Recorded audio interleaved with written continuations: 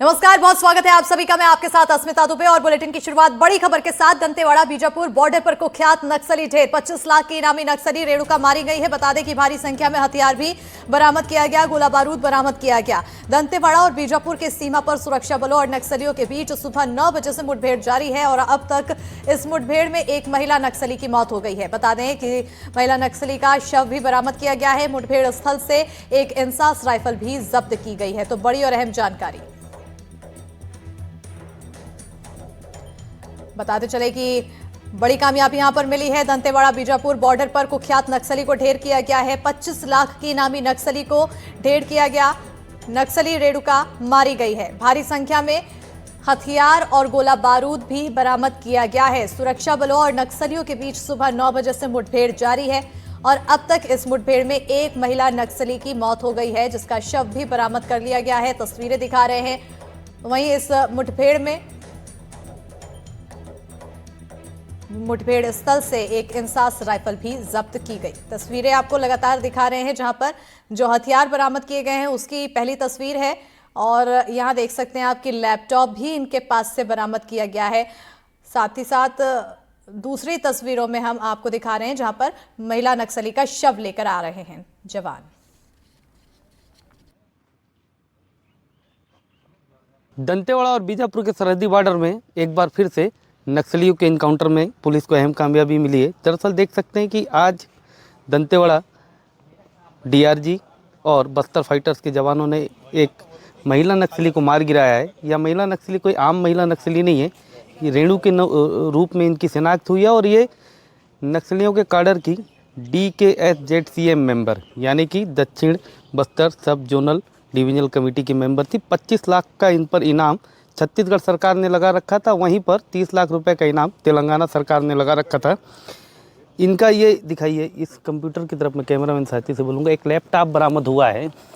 यह लैपटॉप कोई आम लैपटॉप नहीं है, इससे पूरा नक्सलवाद चलाया जाता था और नक्सलियों की जो प्रभात नाम की जो पत्रिका है उस पत्रिका की ये संपादक थी। यानी कि मान सकते हैं कि नक्सलियों की जो प्रेस यूनिट की ये सब हेड थी और पूरे भारत भर में ये नक्सलवाद की उस प्रभात क्रांति को देखती थी और इनको मार गिराने में दंतेवाड़ा के डीआरजी और बस्तर फाइटर्स के जवानों ने सफलता हासिल की है। यह सामान बरामद हुआ है, देख सकते हैं कि यह उसी प्रेस यूनिट का सामान है, इसे देखना बचा है। इस लैपटॉप में ज़रूर बहुत सारी ऐसी जानकारियाँ होंगी जिसको निकलने के बाद निश्चित तौर पर नक्सलियों को बड़े पैमाने पर नुकसान होगा। यह हथियार बरामद हुआ है उसी जगह से और साथ में बताया जा रहा है कि वहाँ पर 5 से 7 बड़े और नक्सली थे जो उस इलाके से भाग निकले हैं। बता दूं मैं कि लगातार नक्सलियों के खिलाफ बड़े ऑपरेशन चलाए जा रहे हैं। जिस कैडर की यह नक्सली रेणु मुठभेड़ में मारी गई है, निश्चित तौर पे नक्सलियों को बड़ा इससे नुकसान उठाना पड़ा है, क्योंकि लगातार बीते महीने भर से चाहे बीजापुर हो, दंतेवाड़ा हो, नारायणपुर हो या सुकमा हो, नक्सलियों के खिलाफ बड़े ऑपरेशन चलाए जा रहे हैं और नक्सलियों को मार गिराया जा रहा है। तेलंगाना काडर की रेणु के मरने से निश्चित तौर पर नक्सलियों को बड़ा झटका लगा है और इसे दंतेवाड़ा पुलिस एक अपनी अहम कामयाबी मान रही है। साथ में दंतेवाड़ा के एसपी गौरव राय का कहना है कि यह जो लैपटॉप मिला है, इस लैपटॉप में बहुत सारी ऐसी चीज़ें और भी निकल कर के सामने आएंगी जिससे नक्सलियों को आगे चल करके बड़ा नुकसान होगा। ग्राउंड जीरो से पंकज सिंह भदौरिया, NDTV। तो एक्सक्लूसिव तस्वीरें हमने दिखाई और साथ ही साथ हमारे सहयोगी पंकज सिंह भदौरिया जुड़ चुके हैं, साथ ही हमारे सहयोगी विकास तिवारी भी जुड़ चुके हैं। जिस तरह से हमने विकास और पंकज तस्वीरें हम दिखा रहे हैं, यहाँ पर इनके पास से कई हथियार बरामद किए गए हैं, लैपटॉप है, आधुनिकता से घिरे हुए हैं। तो वहीं विकास जैसे कि गए थे ग्राउंड लेवल पर, सुरंग पकड़ी गई, लेकिन एक के बाद एक खात्मा।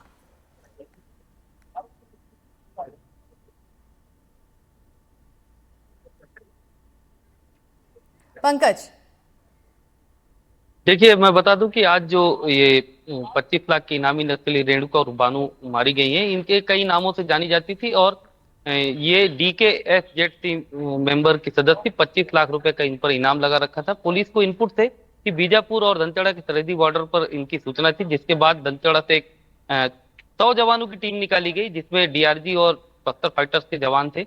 मौके पर जवान पहुंचे और इन्हें मार गिराने में सफलता हासिल की। मुठभेड़ स्थल से इंसास राइफल, एक लैपटॉप बरामद हुआ है। यह लैपटॉप मैं बता दूं कि काफी इसमें अहम जानकारियां पुलिस को मिलेगी, ऐसा पुलिस का दावा है।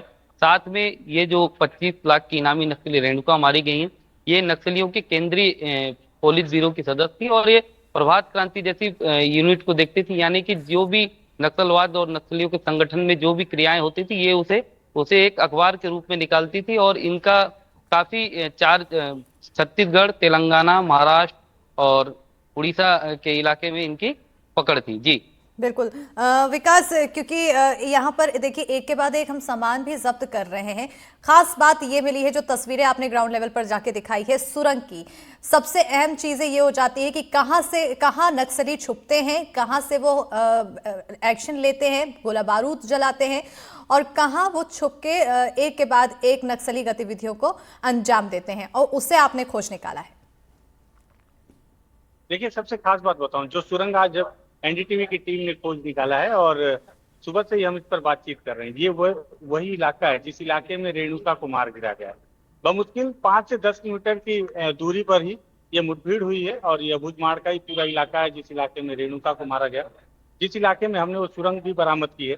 आपने उस सुरंग को देखा होगा कि कैसे 500 से 600 मीटर लंबी सुरंग जमीन के नीचे माओवादियों ने बना रखी है। हालांकि कैमरे के सामने ग्रामीणों ने बोलने से जरूर मना किया है, लेकिन उन्होंने ये बात भी बताई है कि ये कोई एक सुरंग नहीं है। अबूझमाड़ में ऐसी कई सुरंगें हैं अलग अलग इलाकों में। तो जो इस बात को तस्दीक करता है कि माओवादी हर तरीके से, जो सरकार है, जो जवान है, उनसे लड़ने के लिए, उनसे बचने की हर वो कोशिश, आखिरी कोशिश करने के लिए तैयारी कर रहे हैं। बावजूद उसके उन्हें बड़ा नुकसान उठाना पड़ रहा है। अब देखते हैं इतनी खूबसूरती से उन्होंने इस सुरंग का निर्माण किया था जिसमें बहुत ज्यादा लोगों की जरूरत पड़ी रही होगी, और पता नहीं कब से इस सुरंग का निर्माण उन्होंने किया था। और जब जवानों ने इस सुरंग को बरामद किया, उसके बाद से माओवादियों ने इसका उपयोग करना बंद कर दिया। तभी बारिश की वजह से पूरी जो सुरंग है वो धसक गई है। हालांकि फिर भी हमने बहुत अंदर तक जाकर देखने की कोशिश की, बहुत दूर तक वो पूरी सुरंग नजर आई। और ऐसे और सुरंग है, बोरगा के इलाके में सुरंग है, अबूझमाड़ के अलग अलग इलाकों में। और मुझे ऐसा लगता है कि लगातार जो फोर्स, पुलिस के बड़े अधिकारियों का दावा है कि फोर्स हर उस इलाके तक पहुंच रही, जिस इलाके तक कभी वो पहुंच नहीं पाती थी। बावजूद उसके अभी भी उनके बड़े लीडर कहाँ छुप जा रहे हैं। मुझे लगता है कि इसी तरह के अभी कई सुरंगें देखना बाकी है या जवानों को बरामद करना बाकी है कि जब फोर्स उन्हें चारों तरफ से घेर लेती है तो आखिर ऐसा संभव कैसे है कि उनके बीच से हवा तक निकलने की जगह नहीं होती, लेकिन माओवादियों के बड़े लीडर वहां से बहुत आराम से बाहर निकल जाते हैं। मुझे लगता है कि अभी ऐसी सैकड़ों सुरंगें माओवादियों ने आने वाले समय के लिए पहले से तैयार कर रखी है। हालांकि इस बात की पुष्टि नहीं कर सकते हम, क्योंकि जितनी सुरंग हमने बरामद की, आपने देखा होगा बीते दिन में सुकमा में भी इस तरह की सुरंग जवानों ने बरामद की थी, जिसके नीचे तो पूरा हथियारों का कारखाना बना रखा था माओवादियों ने। जिससे आप सोच सकते हैं कि माओवादी कितने आगे तक जाकर सोच रहे हैं। लेकिन उसके बावजूद कुछ गलतियां हैं उनके द्वारा, जिस वजह से वो जवानों के इस एम्बुश में फंस रहे हैं या जवानों की रणनीति का शिकार है। बिल्कुल। विकास और पंकज, जैसा कि हम कहते हैं कि नक्सलियों के साथ जो मुठभेड़ होती है, मुठभेड़ के दौरान जवान जितना ज़्यादा अलर्ट रहते हैं, उनके लिए एक बड़ी उपलब्धि मानी जाती है, नक्सलियों को मुंह की खानी पड़ती है। लेकिन उसी दौरान जो हमारे पत्रकार साथी, यानी कि आप दोनों लोग जब मौके पर मौजूद होते हैं, आप लोगों को भी एक अलग अनुभव होता है उस रिपोर्टिंग को कवर करना। और आप दोनों ने ही बड़ी बड़ी यहाँ पर रिपोर्टिंग नक्सलियों से जुड़ी हुई कवर की है। लेकिन अब क्योंकि बताया जा रहा है कि जल्द ही नक्सलियों का खात्मा हो जाएगा, डेडलाइन तय कर दी गई है, यानी कि कुछ समय बाद नक्सलियों से जुड़ी हुई खबरें अगर नहीं हुई, और ये यही होना भी चाहिए, तो एक बड़ा ही अनमोल यहाँ पर अनुभव आप लोगों को मिला है। मैं चाहूंगी कि वो अनुभव आप साझा करें, दोनों लोग मिलकर। देखिए, हमारे सीनियर रिपोर्टर साथी विकास तिवारी भी हमारे साथ मौजूद हैं और हर उस मुठभेड़ को उन्होंने कवर किया है जो बस्तर के उन अंदरूनी इलाकों पर मौजूद है जहां पर पहले जवानों का पहुंच पाना नहीं होता। कल ही इन्होंने सुकमा के इलाके में जो 17 नक्सलियों को, माफ कीजिएगा, जवानों ने मार गिराया था, उस रिपोर्टिंग में पहुंचे थे, उस इलाके में पहुंचे थे। 5 से 7 किलोमीटर इनको अंदरूनी इलाकों में चलना पड़ा था। विकास भाई, जब आप वहां पर पहुंचे उस इलाके में, क्या आपको दिखा कितनी कठिनाइयां हुई? देखिए, कठिनाइयां तो हैं हर एक ग्राउंड रिपोर्ट, क्योंकि आप सोचिए कि ग्राउंड रिपोर्ट वहां की हम कर रहे हैं जिस इलाके में माओवादियों को अभी भी लगता है कि वो सेफ जोन है। अभी भी लगता है जब जवान अबूझमाड़ के या दंडकारंड के हर उस चप्पे चप्पे तक पहुंच रहे हैं जहां तक वो पहुंच नहीं पाते थे, लेकिन अब उस इलाकों पे जाकर मुठभेड़ हो रही है, तो उस इलाके की ग्राउंड रिपोर्ट करने में कई तरह की चुनौतियां हैं। अभी हाल ही के दिनों में जो एक बड़ी घटना हुई, जो अभी भी मेरे अंदर डर का माहौल बना कर रखी है, कि जो बोरगा का इलाका है, जो सुरंग की रिपोर्टिंग करने के लिए जब हम गए हुए थे, तो जिस इंद्रावती नदी में, जहां से हमने उस नदी को पार किया, पता, और नदी पार करने के बाद जिस ग्रामीण युवती ने हमें खाना खिलाया, 3 दिन बाद इंद्रावती नदी के उसी जगह पर एक ब्लास्ट होता है और वही लड़की उस बम की चपेट पे आ जाती है। जिससे कहने की दहशत हमारे अंदर भी है कि ऐसा कोई इलाका नहीं है, क्योंकि जवान लगातार माओवादियों को तो घेर रहे हैं, माओवादी भी हार नहीं मान रहे। आपको इस बात को भी स्वीकार करना पड़ेगा। आप देखें कि माओवादी लगातार अपनी तकनीकों को और ज्यादा सुधार करने की कोशिश कर रहे हैं। बीजापुर में बीते दिनों जो 26 माओवादी मारे गए, उस दौरान उनके जो गोला बारूद और कारतूस बरामद किए गए, उसमें मैं देख रहा था कि कैसे पहले माओवादी लोहे के कारतूस बनाते थे और अब उसके साइज में उन्होंने बड़ा कर दिया। कैसे सबसे पहले उन्होंने बीजीएल बनाया, बैरल ग्रेनेड लॉन्चर। अब बैरल ग्रेनेड जो उसके जो सेल है उसके साइज में कितना बड़ा इजाफा कर दिया है। तो लगातार फोर्स उनको नुकसान बहुत पहुंचा रही है, लेकिन उसके बावजूद माओवादी है कि हार नहीं मान रहे। क्योंकि अगर हार मान लेते तो सरकार ने यह भी कहा है कि आप आकर सरकार से बातचीत कर सकते हैं, वीडियो कॉल के माध्यम से बातचीत कर सकते हैं।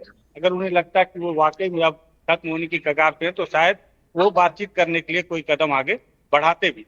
बाकायदा माओवादी अपने तरीके से कोशिश कर रहे हैं कि किसी भी तरह से लड़ा जाए, जवानों को नुकसान पहुंचाया जाए। अब आप सोचिए, बीते दिनों जब ये कहा गया कि माओवादी काफी दहशत में, जब 26 माओवादी मारे गए पीड़िया के जंगलों में, और उसके ठीक अगले दिन जब बड़ी संख्या में माओवादी ने समर्पण किया, तो पुलिस ने ये कहा कि देखिए उस मुठभेड़ से माओवादी दहशत में और सरेंडर कर दिया। और ठीक उसी शाम माओवादियों ने राष्ट्रीय राजमार्ग पर ब्लास्ट कर दिया। उन्होंने बताने की कोशिश की कि जब जब उन्हें कमजोर समझा जाएगा तो वो अपनी उपस्थिति जरूर दर्ज करेंगे। ऐसे में अब पूरे इलाके में जाके ग्राउंड रिपोर्ट करना अपने आप में वाकई में जोखिम तो है, लेकिन सब इत्तेफाक है। आप शहर में मोटरसाइकिल में भी इत्तेफाक है कि दुर्घटना का शिकार हो जाए। जिस तरीके से 2023 और 24 दो ये साल पड़े जी, तो इसमें क्या लगता है कि नक्सलवाद कितना पीछे मतलब? लेकिन माओवाद बैकफुट पर तो है और निश्चित ही तौर पर युद्ध है। इसी का समय, इसी समय में इसी इलाके में 76 जवान मारे जाते थे, 25 जवान मारे जाते थे। बंदूकें और गोलियां वही हैं, लेकिन अब कहीं न कहीं माओवादी बड़ी संख्या में मारे जा रहे हैं। तो बैकफुट पर तो है माओवादी, लेकिन ये कह देना अभी भी जल्दबाजी होगी कि क्या वाकई 26 मार्च 2026 को माओवाद अंतिम सांस लेगा, ये तो 31 मार्च को ही पता चल पाएगा। अब 2026 का इंतजार है ऐसे में, और कितना ज्यादा खात्मा होता है और कितने ज्यादा एक्शन और लिए जाते हैं इस पर नजर बनी रहेगी। बहरहाल आप दोनों का बहुत बहुत शुक्रिया। और तस्वीरें हम लगातार जो दिखा रहे हैं दोनों ही हमारे पत्रकार साथियों की, ये एक्सक्लूसिव रिपोर्ट है जहां एक नक्सलियों की सुरंग हमारे सहयोगी विकास तिवारी ढूंढ के निकाले और वहां पर दिखाए कि किस तरह से उन्होंने सुरंग बना रखी है। दूसरी तस्वीर जहां 25 लाख के इनामी नक्सली मार गिराई गई और उसके पास से इस मुठभेड़ के दौरान क्या कुछ हथियार बरामद किए गए वो तस्वीरों में दिखा रहे हैं। और इसी के साथ अब नजर डालेंगे 24 जिले 24 हेडलाइंस की ओर।